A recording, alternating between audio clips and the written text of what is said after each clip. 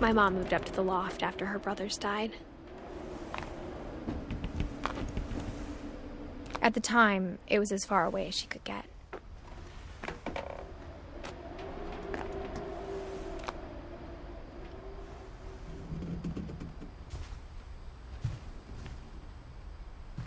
She spent a summer building houses in Calcutta, where she met my dad, Sanjay.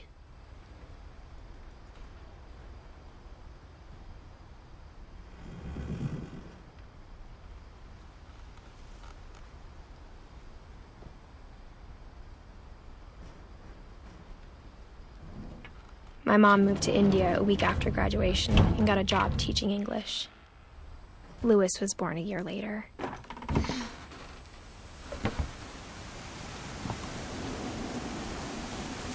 When my dad died, I don't think Mom knew where else to go. I'm sure Edie was happy to have her back. And to see kids in the house again.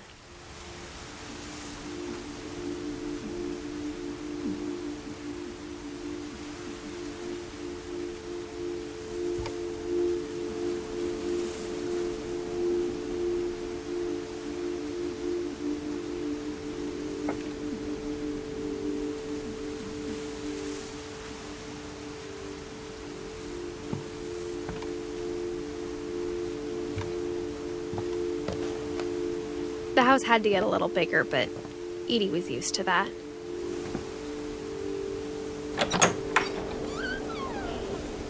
And for a while, things were good. Almost normal.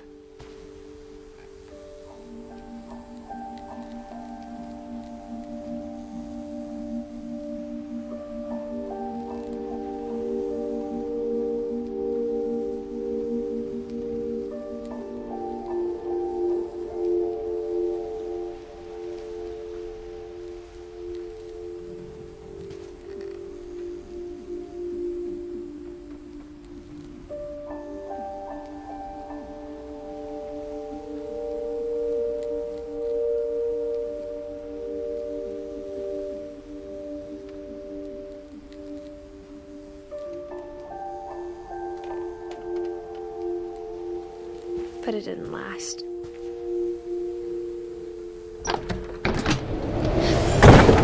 The beginning of the end was Milton's 10th birthday, when Edie gave him a castle.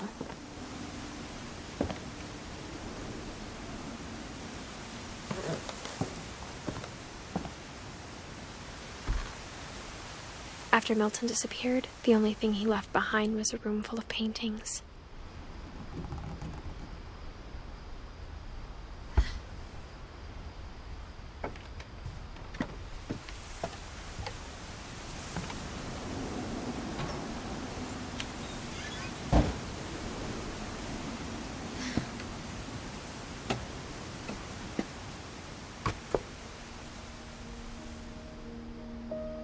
I think Edie was happy to finally have another painter in the family.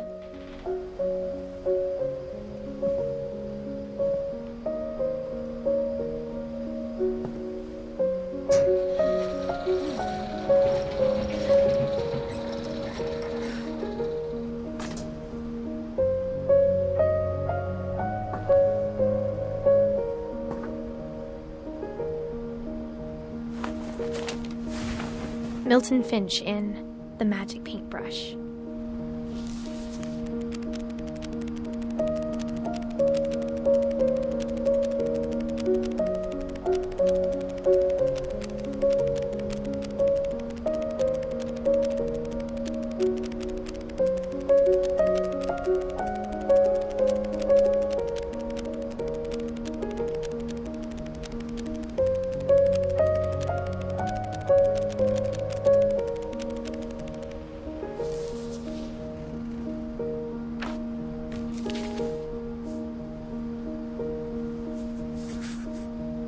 I was 4 when Milton disappeared.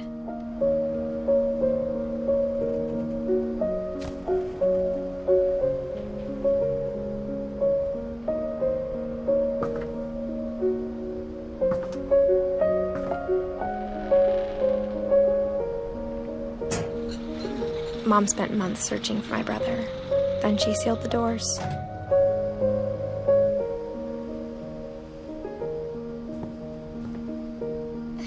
whatever Milton had found in the house. Mom didn't want it getting out.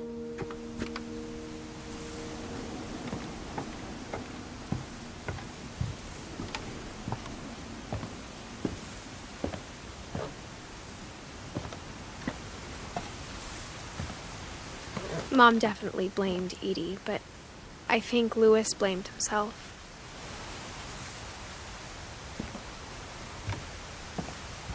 After he graduated, he just spent more and more time in his room, until Mom got him a job at the cannery.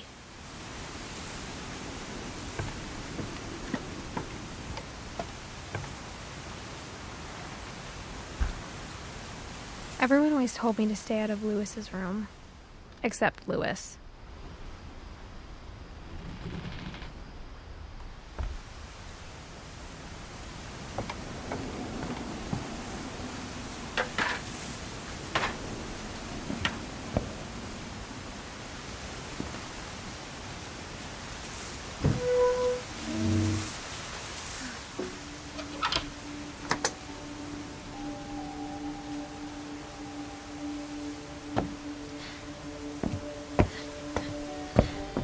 Lewis's room smelled very, very familiar.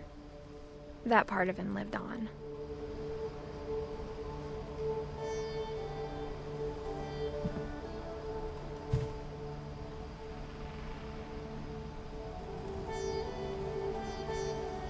He was so proud of being Indian. I think for him, it was a way to be something other than just a Finch.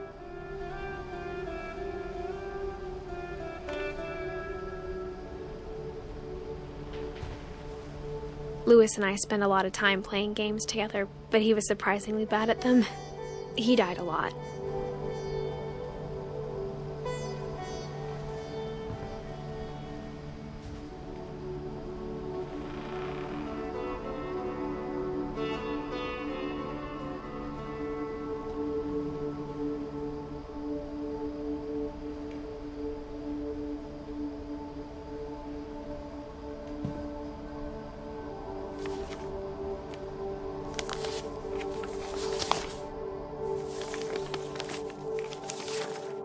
Dear Mrs. Finch, as Lewis's psychiatrist, I can understand your desire for an explanation. As I see it, the trouble began in January, shortly after we convinced your son to seek treatment for substance abuse. Newly sober, I believe Lewis first noticed the monotony of his daily life.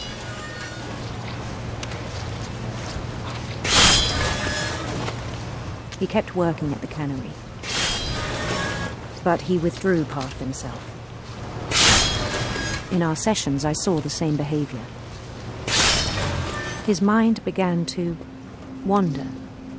I asked him to describe it. He said he started small, imagining a labyrinth. He'd feel his way about.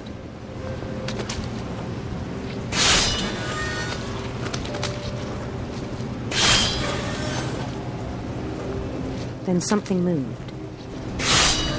Bats. And toads.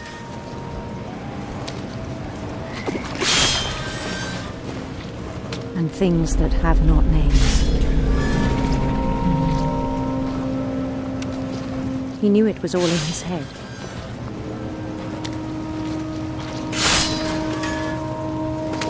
But he took it very seriously. I had hoped he'd find himself.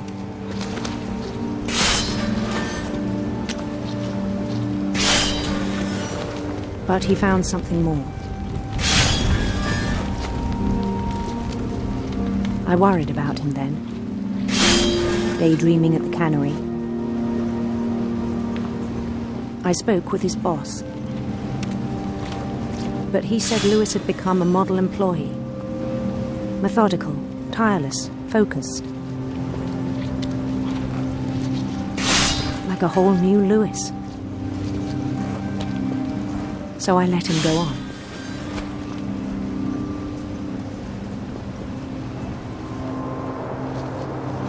I even encouraged him.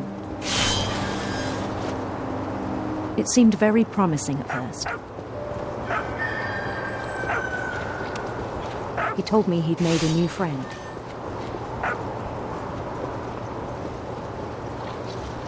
On the edge of a city he named Louis Hope. He built the city up slowly, brick by brick. Then he made musicians.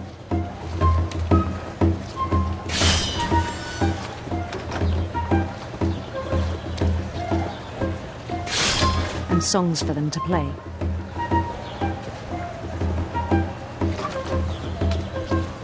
He talked about starting a band. And he was always humming something. Every day his imagination grew stronger.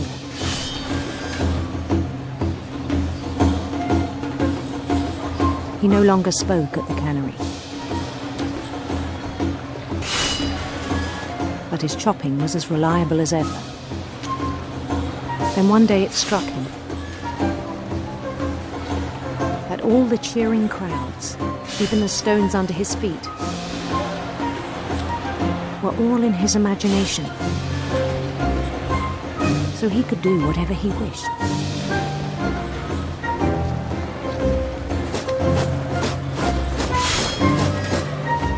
He held an election for mayor.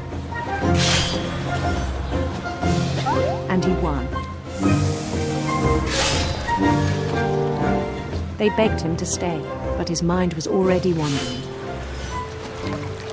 It became a game for him.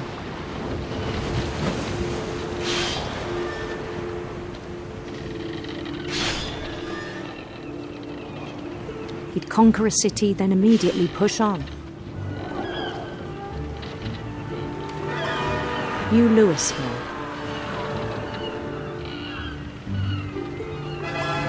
St. Louis.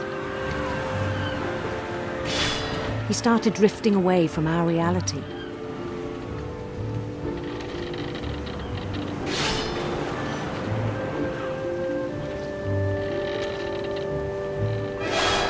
Minneapolis, until one day he forgot to go home from the cannery.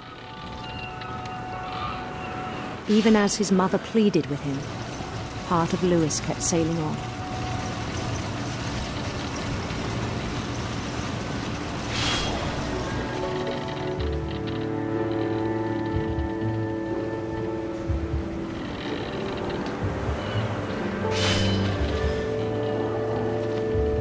In Louisburg, he heard rumors of a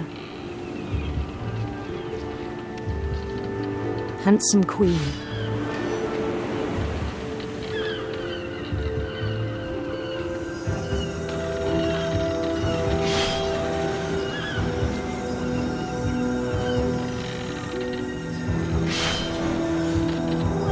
The queen was on her own quest for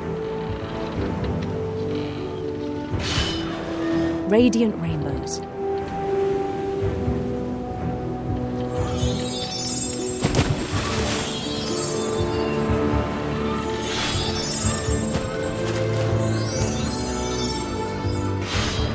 He followed the sound of her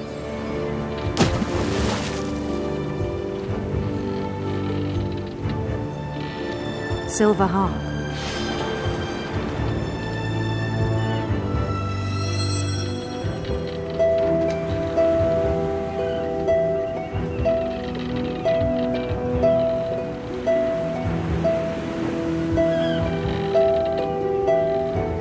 His chase led him to a golden palace east of the sun and west of the moon.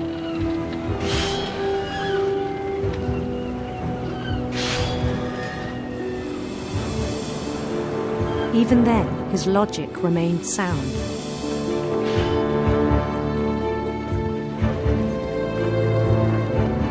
He knew the world was all in his imagination.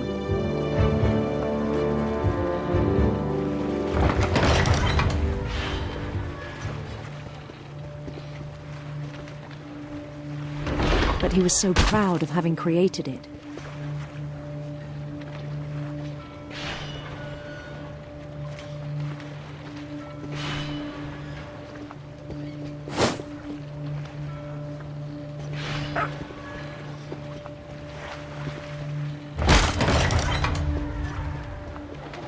In his own eyes, he'd become something greater than a king.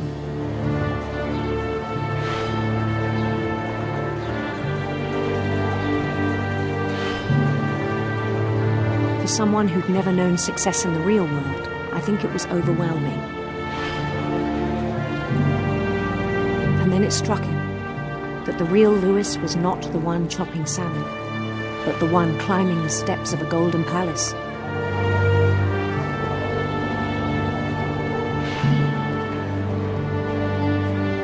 My imagination is as real as my body, he told me. It was hard to argue with him.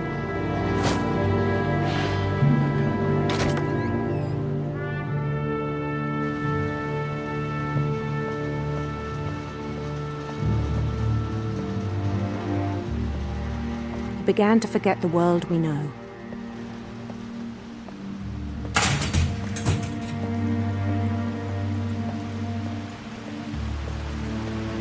I think it pained him to remember Lewis, the cannery worker.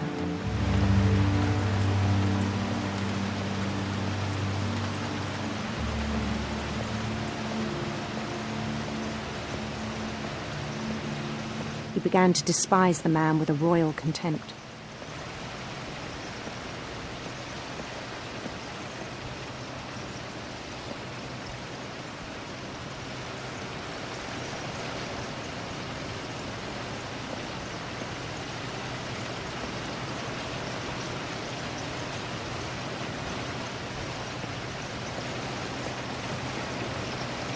I still thought I could save him.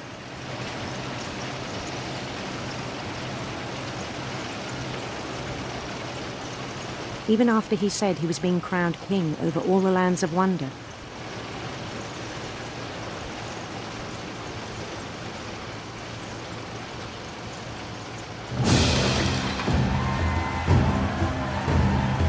The palace would be packed with his companions.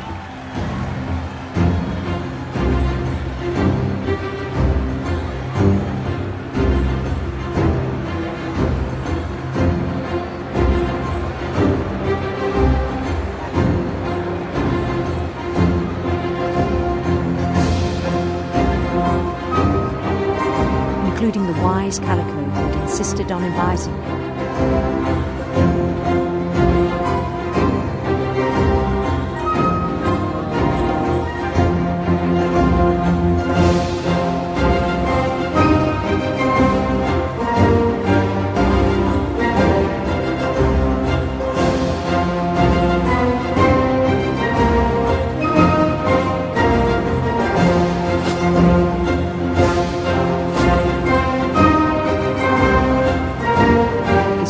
Waited, holding his crown.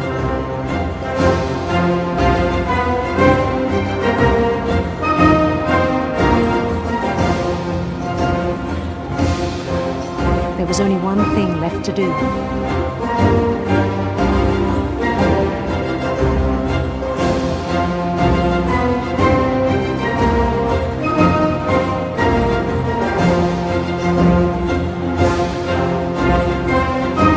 Bend down his head.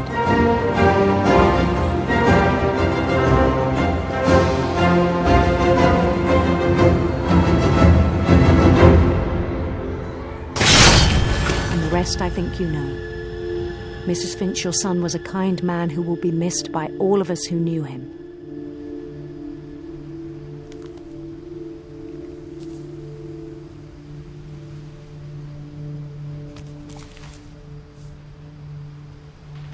My brother was really cool. I wish you could have met him.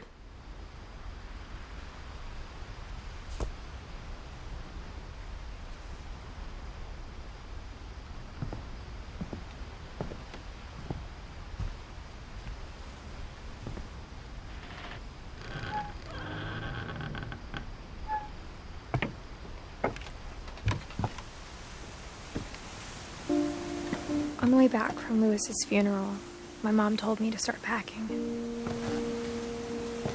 She waited until the day before we left to tell Edie.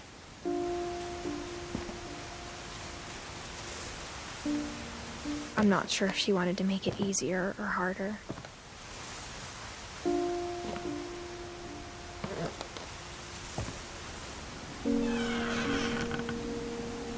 wish we'd stayed. But I understand why we left.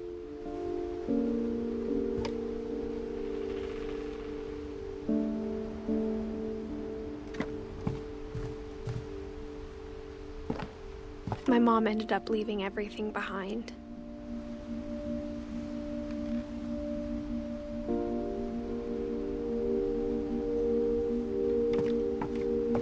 What happened that night had been coming for a long time. Maybe it should have come sooner.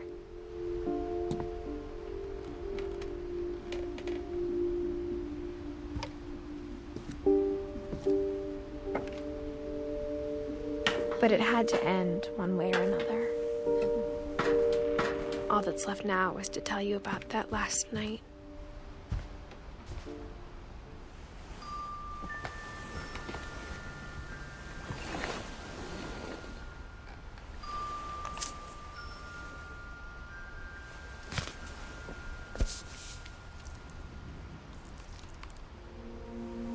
That whole last day, Edie just watched us pack and didn't say a word. Until supper, when she raised her glass and said, "To our final night together, and all our final nights apart." Grandma, you know what I said about alcohol. Some of your medications are very Edith, specific. I left a present for you in the hallway. Why don't you go open it? The grown-ups have to argue now. I'm sorry, you're right. We're all leaving tomorrow. Let's just enjoy our last... I'm not leaving. Edith, you're excused.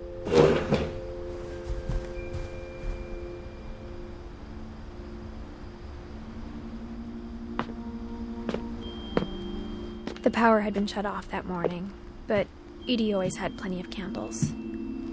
When my mom sealed the library, I don't think she knew about the other entrance. Or that Edie had a key to it.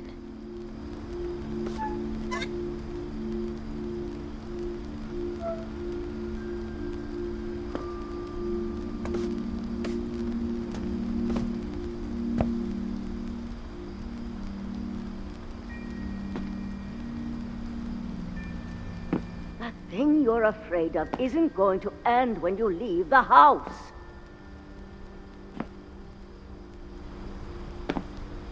Edith has a right to know these stories. My children are dead because of your stories. I think it's best if Edith and I leave tonight.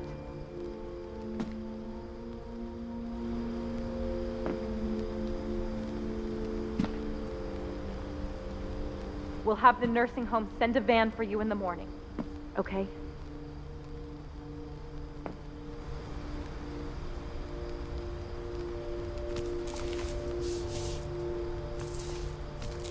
Dear Edith, there's so many stories I wish I could tell you, but there's only time for one.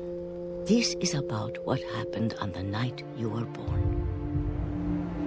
That night, the tide went way, way out.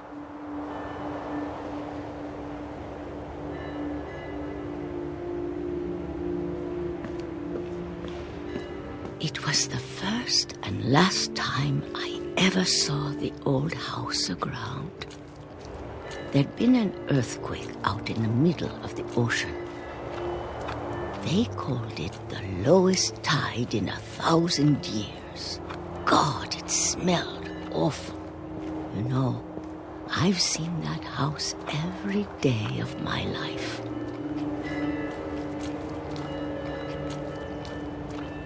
But I never thought I'd go back to it.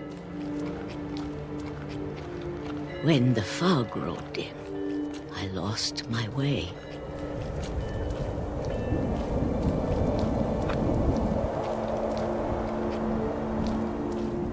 I got turned around.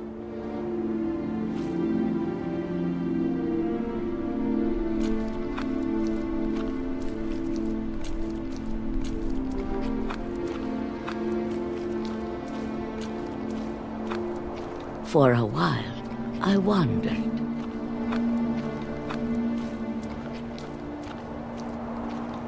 I started seeing things.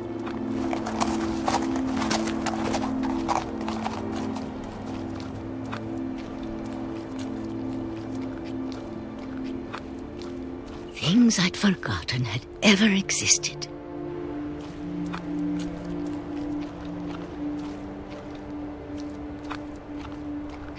But when I saw them, they felt like old friends.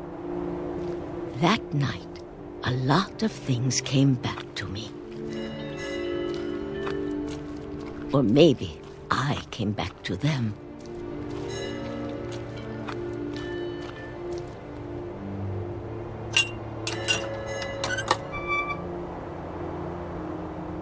Things I can't explain, but that I need you to try and... Edith, what are you doing in here?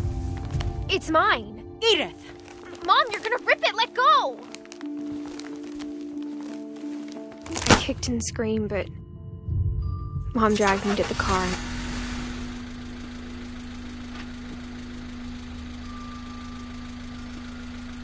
I never saw Great-Grandma Edie again. The next morning, the van came to pick her up, but she was already gone. After that, we moved around a lot.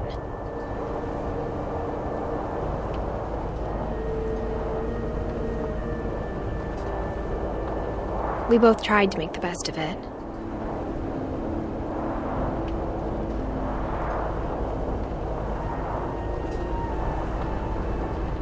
A few years went by.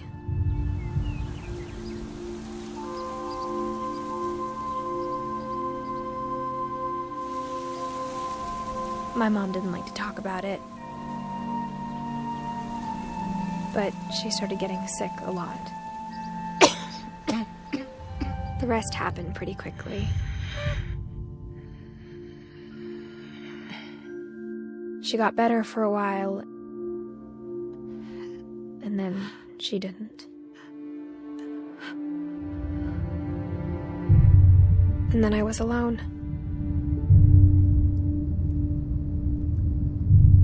The last Finch left alive.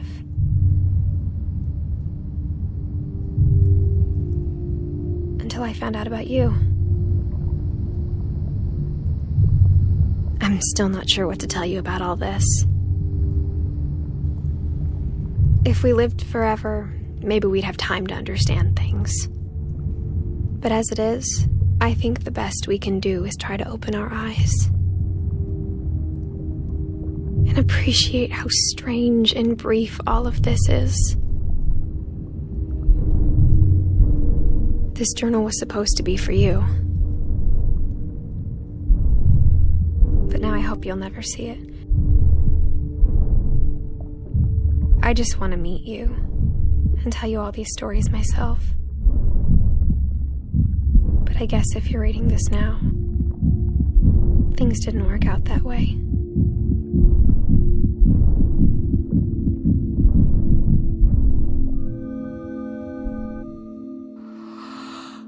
This is where your story begins. I'm sorry I won't be there to see it. It's a lot to ask, but I don't want you to be sad that I'm gone. I want you to be amazed that any of us ever had a chance to be here at all. Good luck.